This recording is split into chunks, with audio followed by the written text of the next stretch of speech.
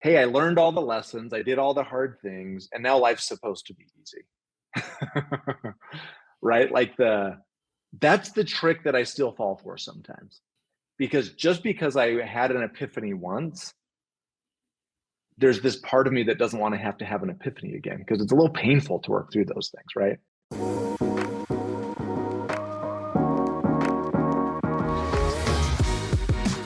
Hello and welcome to Love as a Business Strategy, a podcast that brings humanity to the workplace. We're here to talk about business, but we want to tackle topics that most business leaders shy away from. We believe that humanity and love should be at the center of every successful business. I am your host, Jeff Ma, and as always, I'm here to have conversations and hear stories about how real people and real businesses operate in real life. And my guest today is Jacob Baadsgaard. And Jake is the founder and CEO of Disruptive Advertising. He's an an entrepreneur. He's an entrepreneur at heart, and he's a Both are correct, Jeff. Sure. Jake is a relationship first kind of guy that loves learning from other people's life experiences. He actively works to create an environment where people feel seen, heard, and challenged to take that next big step in their life journey. And when he's not juggling his many roles at Disruptive, you might find him putting in miles on his bike or running and spending time with his wife, Teresa, and their 4 children. So with that, I'd love to welcome Jake to the show.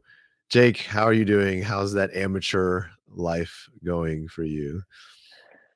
Jeff, I think that's the way to live. Constant amateur and beta mode, right? That means we're learning and growing in ways that are new and foreign to us. So I actually love that. I'm like, I might need to make that my title moving forward. Well, Jake, I know today we're going to be talking about a lot. Like, I think I wanted to invite you today, not of course, talk about your business, talk about love as a business strategy on the whole for you and what that means to you in your life.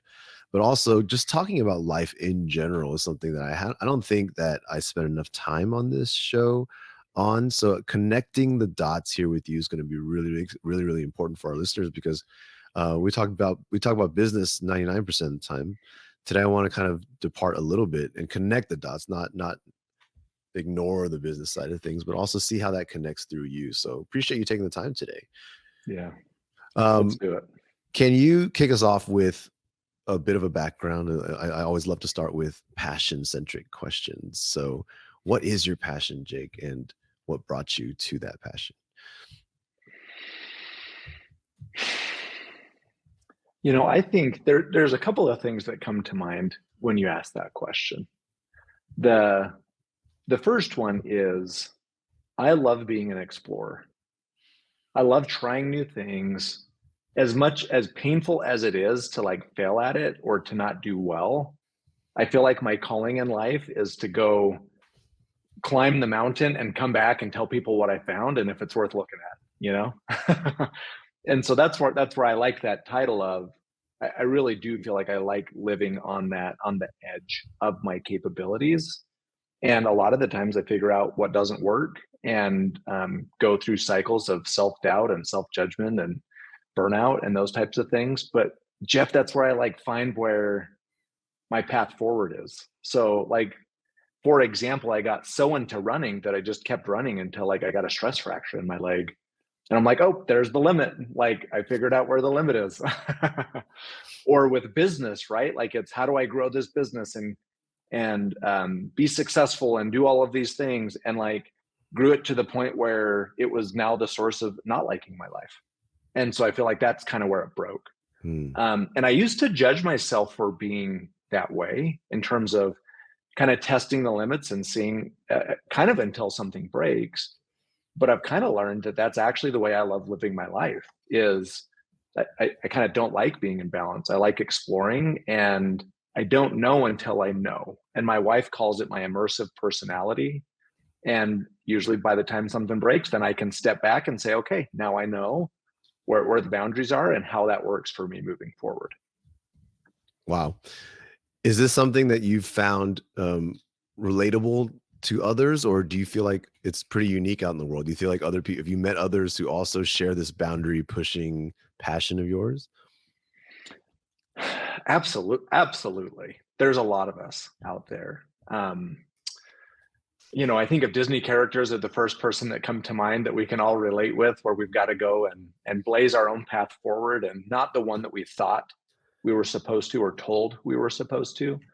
But I'm surrounded by people in my life that some people are a little more hesitant, want to dip the toe and then dip the foot and then See, and I then the think leg. that's the norm. Yeah. I think 99% of people are are adverse to change and trying new things, and they want to be kind of given the path to success. I think that's a lot of that's, to me, human nature in trying to protect ourselves and take the safe route and things like that. So when I hear your passion, it makes me uncomfortable, to be honest. I'm like, oh my gosh. So I think it's amazing. And that's to me, it's a rare trait. So why I asked that question. Yeah. Jeff, I do think we all do it in our own way. Mm. Because for me, that's actually the same as someone dipping their toe. It's just, I don't know that I would see it as that much different, because the adventure, the challenge, the figuring things out, we all kind of lean towards doing it in the way that is more in alignment with our personality, the way that we approach life. And so I totally hear what you're saying. Yeah. And I agree. We all do it different, but I don't know that you just have a bigger toe than most. there we go. There's just more surface area on the toe that you dip in. Well, and that's where, when you ask what am I passionate about? It's when I live my life that way, I've noticed that I start to attract that out of people as well. So the people Nice. I spend time with start taking a little more chances, a little more risk, open themselves up a little bit more. Yesterday, I was in a meeting where they're like, Jake, you're really good at getting the deep darkies out of people and like kind of helping us break through and move forward and do those kind of things. And I think a big part of that, Jeff, just comes from living a lot of my life a little bit more from holding myself back from like a guilt and a shame standpoint. And I'm not supposed to want that. That's the wrong way to do it. And I think it's finally just embracing that is how I approach life. And when I do that, it kind of attracts that out of the people I'm around as well. And then we all kind of just go on a fun adventure together. I love that. I think that's something I definitely strive for personally, is to try to like do things from a better place and not out of what you should be doing and what others say or think you should be doing. Is that something that you developed more over time, or do you find that something just innately in the spirit of what you've always done? Um, Absolutely developed. I would say my 20s was all in on building the life I thought I was supposed to live. I turned 40 this year. And I feel like it's a little bit more of that midlife crisis where you say, okay, I knew the mountain I was supposed to climb. I climbed that sucker and it wasn't what I thought it was. And it didn't feel the way I thought it would. So now what? Right? Like, now what? And do I want to keep doing this for everyone else and what I think it's supposed to be? Or do I want to kind of decide that for myself and have the courage to step into that? And so I would say, through experience and some pain and suffering and learning and those types of things, I would say more kind of like my mid to late 30s is more having the confidence to step fully into that and still kind of figuring it out, to be honest. I am also turning 40 this year, so now I too have joined you in this midlife crisis journey. But hey, they say 40 is the new 30. At That's least right. that's what people tell Let's me go. when they hear I'm Yeah. 40. Let's talk about, I guess, love as a business strategy is a topic that obviously this is the podcast show. It's all about how we show up. It's all about behaviors and how we treat each other. It's all about really about workplace culture, but really more importantly about how we, like, our mindsets, our attitudes, and how we show up as humans for each other, with each other, alongside each other in conflict and adversity and things like that. Just really, at the end of the day, it's more of a human show that happens. I mean, the more than it is about work, but work is also a huge percentage of our life. And for most of us, it drives many of our dreams, aspirations, fears, and whatnot. So can you talk a little bit about what it means to you to have, the element of love, however you define it. But just when it comes to like how you treat every step of your life or every aspect of your life, where does love show up for you, work or otherwise? It's a big question, Jeff. We'll flow with it and see where it takes Let's us. start somewhere. I treat generally my relationship with everyone is a reflection of how I see myself. Right. And so when I find myself trying to fix other people, for example, all that I'm really doing is trying to fix myself. Right. Like, and I felt like the first half of building and grow, I've been running my business for about 11 years now and went from freelance to about 150 people in that decade of time. And the first half was really Jake trying to solve all my insecurities through business. And so I actually felt like that's how I treated everybody else is I'm going to try to fix you and figure this out and assume that you want the same thing because that's really what I want for myself. So I think our relationships can often be a reflection of my current state of being. And sometimes that works and sometimes that doesn't, but I feel like I kind of tested the limits of that and I didn't like it anymore. Because what it really meant was I had work I needed to do, like inner work. Because if my cup's not full, I have nothing to share, and I can't fill someone else's cup from an empty cup. And you and I had chatted about this the first time we connected, but that was what kind of led me to a little bit of that breakdown before the breakthrough, where I was 50 or so pounds heavier than I am right now, a lot more volatile, was struggling in my relationship with my wife and 3 kids. And life just felt really hard. But I had passed the 10 million in annual revenue as a business, and it was profitable and it was doing well. And I thought all those things were going to, I was just a little bit like, what the hell, man? Like I thought once I accomplished all these things, then I'd finally feel like I was enough on the inside. And that's just not what was real, right? In fact, I was feeling more insecure as I went down that path. Because I felt like I was manipulating myself and manipulating other people to get what I thought I wanted to make me happy, and it wasn't even working anyway. And so I feel like my journey of approaching love as a business model was I can't love anyone until I learn how to do that for myself. And I was very exposed in a marriage counseling session when he asked how the business was doing, and I was excited to tell him how awesome the business and I was. And then he said, well, how does your business partner feel about that? And I said, what do you mean I don't have a business partner? And he like looked at my wife, he looked back at me, and I was like, yeah, but she's not my business. Oh my goodness. Yeah, I don't even see and treat her like a partner in my life, And at this point, Jeff, we'd been married for like 10 years. We had 3 kids. And I get like this slap across the face that it's like, what would it be like to be married to someone for 10 years, have 3 kids with them, and they don't really see and treat you like a partner most of the time, right? They kind of pretend to, but they don't really. And that was kind of like my wake up call moment because I realized like I'm that guy. And I was using business as a justification to show up in my life that way, not just in my marriage, but everywhere. I'm not the problem. Look how well my business is doing. You're the problem, right? And so that would be the anti-example of showing up with love as a business language. But that's what led me to that. Yeah, well. But that's so powerfully relatable. Not because we've all gone through that exact situation, but I think there is an element of what work and business and our careers hold over us. It all means something different for everyone, but at the same time, it's this irrefutable, like giant part of our life that can oftentimes confuse like our realities and our identities within it. We wrap up like when you meet somebody, hey, how are you? And one of the first facts you ask or share is what you do for a living, as if that is part of who you are.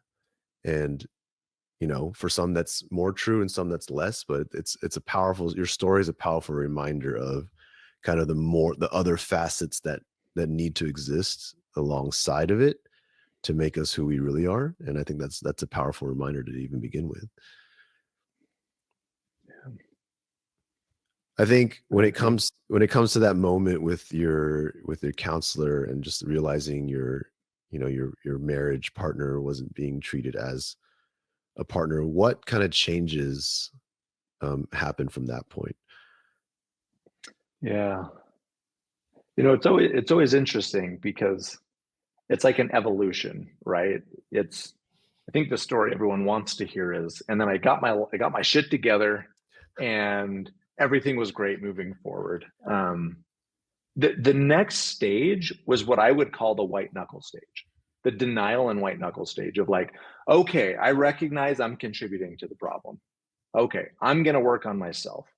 And so I went down the path of, okay, I'm not gonna try to fix you anymore, Teresa. I'm gonna work on myself.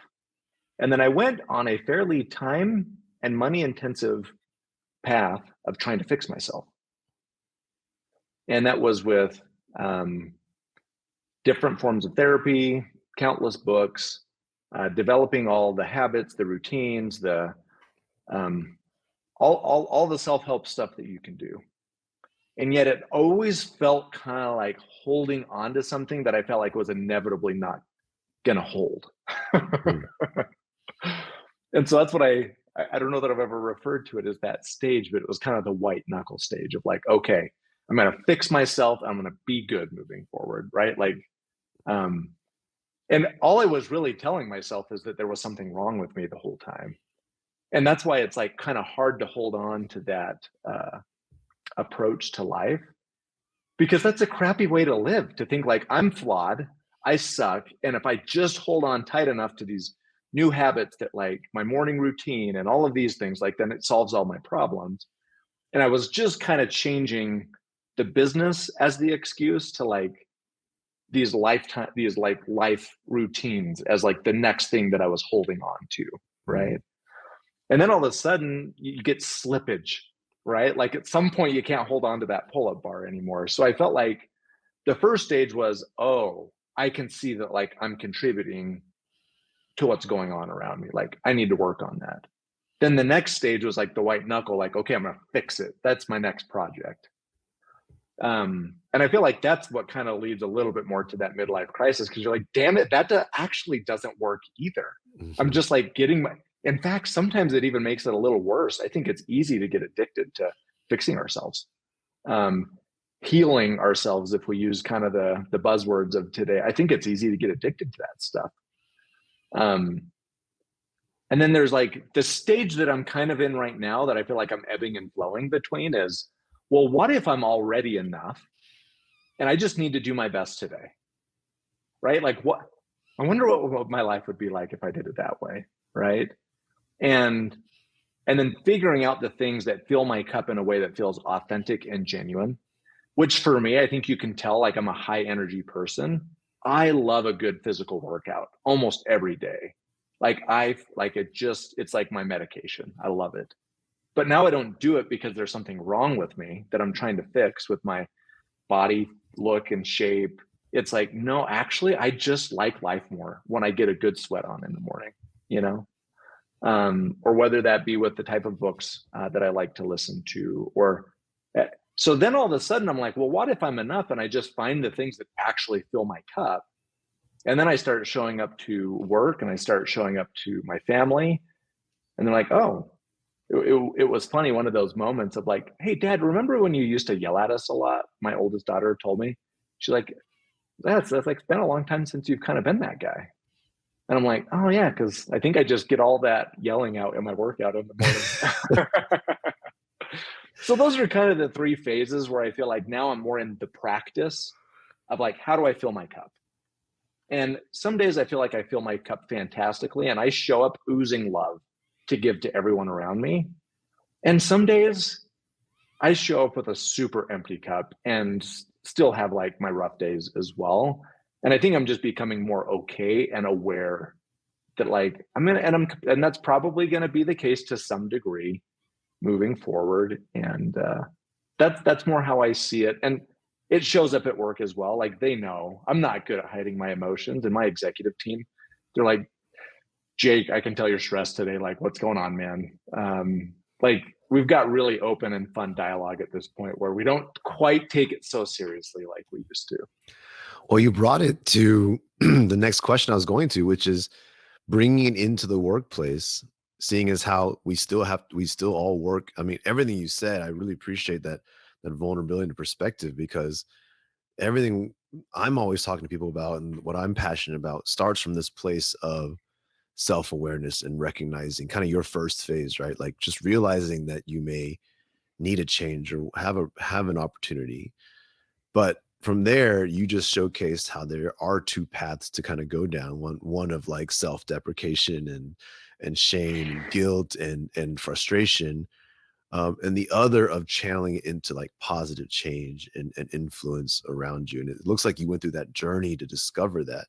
But I wanted to kind of bring it full circle of like, well, now you're back, you're still in a work environment. You have employees, you have coworkers, you have colleagues and whatever. How is that translating? Like, what are the kind of the things you're seeing that take that same kind of cup filling like potential and show up at the workplace with it? Like, what does that look like? Because that's when we say love is a business strategy, you're kind of hitting home exactly the goal. I'm not saying you're doing it perfect or right, but those moments you're painting where your team can come and say, hey, looks like you're having a bad day, and they can help you through it and bring out your potential for that moment, or not, hold it against you, or not brush it under the rug and just completely act like everything's fine, or not take it personally. All these little things are like the nuanced things that we think as love as a business strategy, like that's the goal. Like that is what we're looking for in a high performing team, where people can really be themselves, have come cup full or cup empty, and help each other through it. What does that look like for you? Is that kind of line up? Absolutely. And it's always interesting, the thoughts that come up as you're talking and ask the question, is what I've learned is that my clarity is what leads to the team's confidence and the synergy that happens amongst us. Because I am still the owner of the business, the CEO, those types of things. And if I'm not bringing a vision with a level of clarity, everyone's kind of guessing what it is. Why are we even here, right? And it makes it challenging in that level of unknown that brings up feelings of scarcity and fear and whatever. And for the longest time, I started evolving into, well, what does everyone else want this business to be? How do I keep everyone happy that's working here?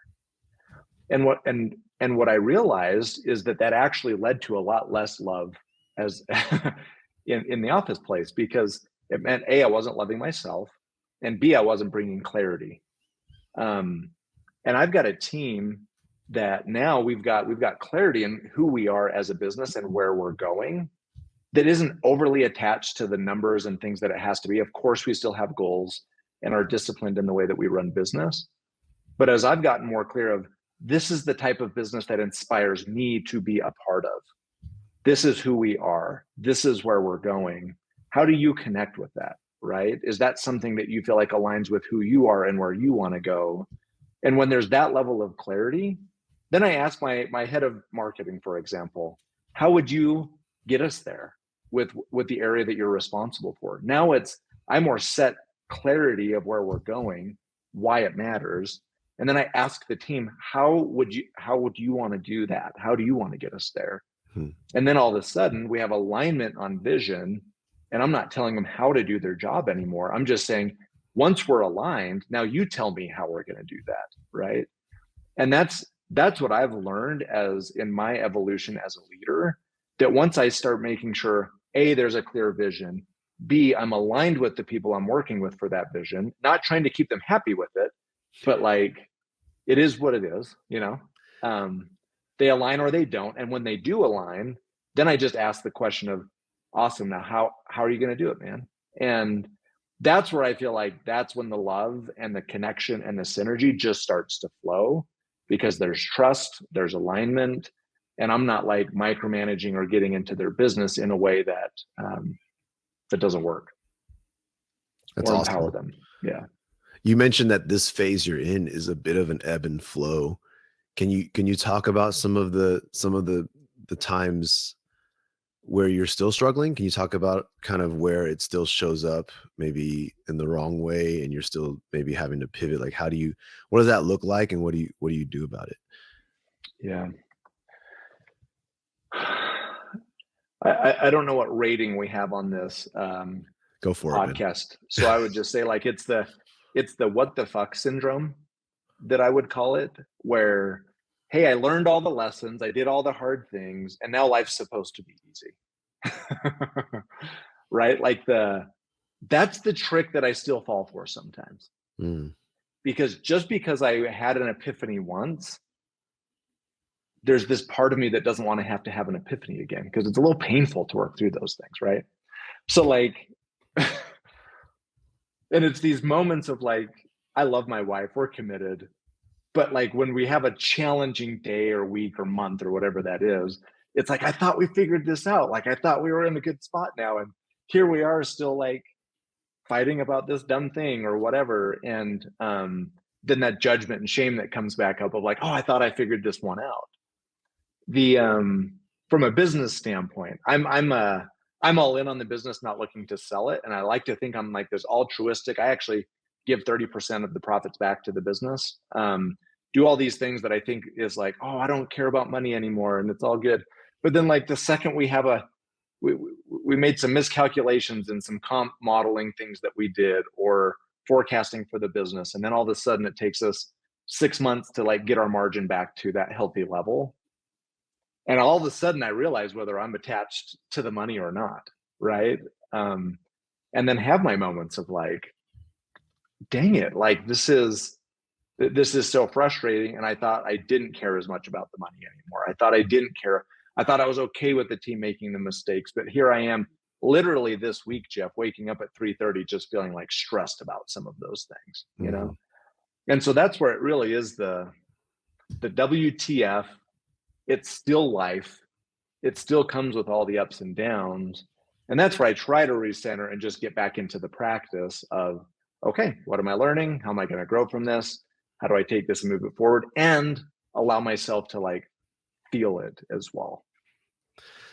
That is so powerful, and what a great way to articulate. I'm gonna clip this section and use it for people that I talk to regularly who I mean, it's a great reminder the way you framed it of just the human condition, uh, that we forget to factor in. Because I think a lot of businesses, a lot of folks that we chat with who want to apply love as a business strategy or any culture change for that matter to their organization, there's this idea that they can just spend X amount of dollars or invest X number of people for X number of hours to this initiative and culture's fixed, like just dust off your hands, you're good to go.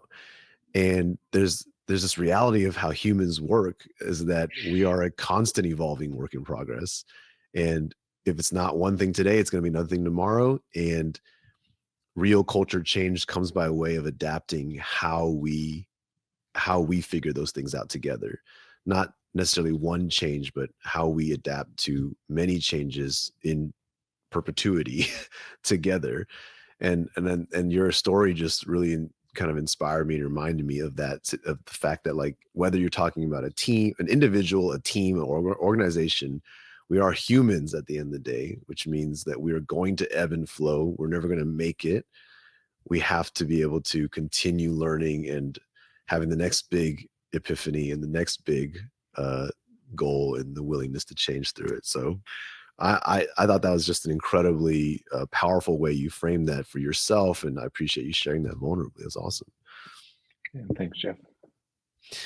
Well, Jake, I I loved today's conversation. I think I get a lot of chances to talk about how businesses operate and how leadership should be done.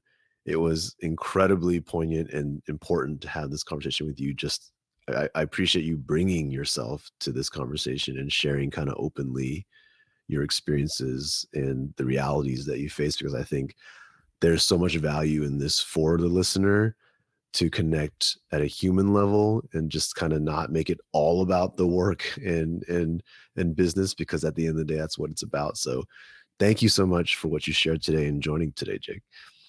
Thanks, Jeff. Is there anything you'd like to share with the listeners? I know whether it's about disruptive advertising or whether, just any other way to reach out to you, anything you want to share or plug?